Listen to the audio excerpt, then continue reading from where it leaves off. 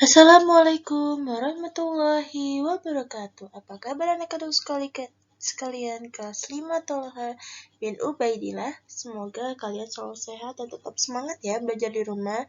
Nah, kali ini Ibu akan bahas pada tema 5C subtema 3 pembelajaran keempat.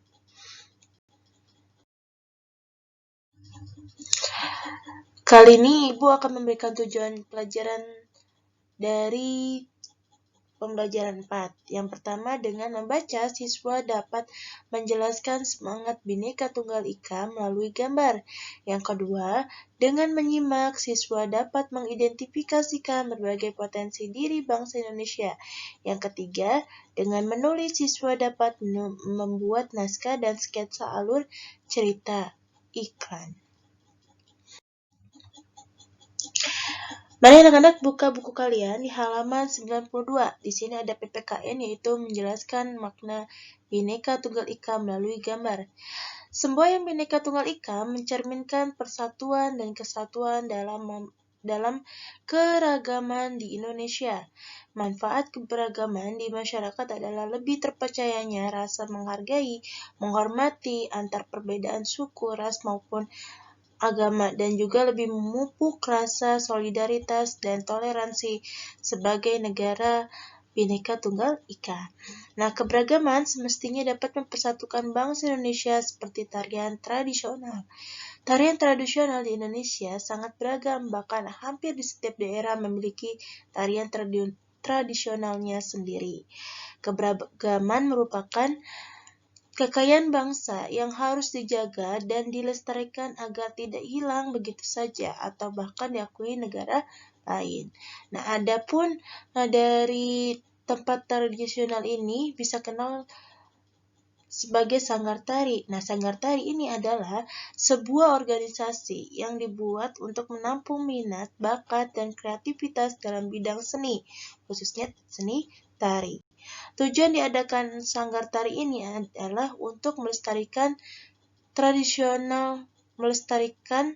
tarian tradisional yang ada di Indonesia. Kemudian mari kita buka buku kalian di halaman 94.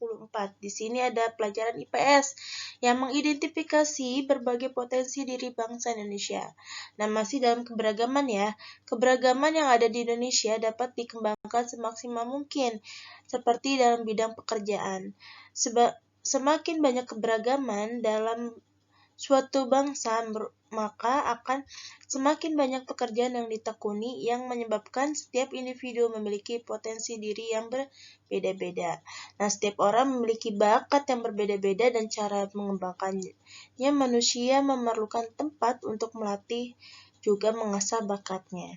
Nah, organisasi ini dalam masyarakat terdapat pada organisasi budaya yang mewadahi segala bentuk bakat dan kreativitas masyarakat sekitarnya. Salah satu contoh organisasi budaya adalah sanggar seni lukis yang diperuntukkan bagi orang-orang yang ingin belajar melukis dan ingin mengembangkan bakat melukis dalam dirinya. Pengembangan potensi atau bakat melukis berarti melestarikan kebudayaan nasional dan unsur kebudayaan yang sangat penting dalam pembangunan sosial budaya. Nah, upaya untuk membangun sosial budaya ini yaitu membudayakan semangat gotong royong, tolong-menolong antar masyarakat, membiasakan musyawarah mufakat dalam mengambil keputusan, dan melestarikan kebudayaan daerah. Lanjut ya anak-anak, mari kita buka halaman 95. Di sini ada bahasa Indonesia, yaitu membuat naskah dan sketsa alur cerita iklan. Organisasi yang ada di Indonesia setiap tahunnya akan membuka pendaftaran untuk anggota baru yang dilakukan untuk memperbaharui struktur dalam organisasi. Nah, informasi pembukaan anggota baru ini akan diumumkan melalui iklan dan ditempel di mading sekolah.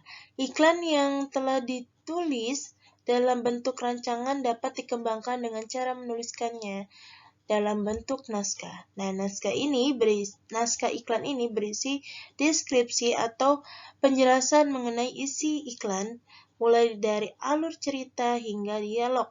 Peragaan iklan dilakukan oleh tokoh yang dibuat dalam dialog dan adegan atau peragaan yang akan ditampilkan.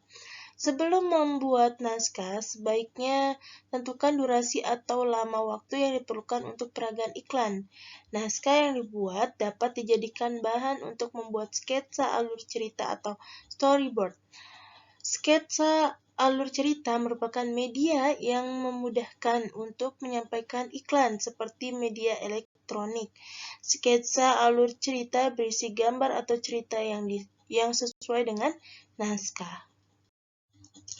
Nah, ini adalah contoh yang ada di buku kalian di halaman 96 tentang storyboard.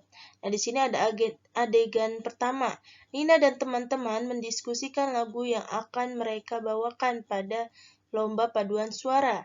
Yang kedua itu adegan kedua, Nina dan teman-teman berlatih paduan suara di sekolah. Adegan ketiga ini, kelompok Nina tampil pada lomba paduan suara. Mereka mengenakan pakaian daerah. Dan adegan keempat, kelompok Nina memenangkan lomba paduan suara. Nina dan Tony mewakili kelompok menerima piala. Nah, ini adalah story-nya ya. Jadi kalau misalkan kalian ingin membuat contoh story, bisa kalian lihat caranya di sini. Baik anak-anak, demikian yang bisa Ibu jelaskan kali ini. Nah, sekarang kalian kerjakan tugas paket kalian di halaman 93, 95, dan 98. Akhir kata, wabillahi taufiq wal hidayah. Wassalamualaikum warahmatullahi wabarakatuh.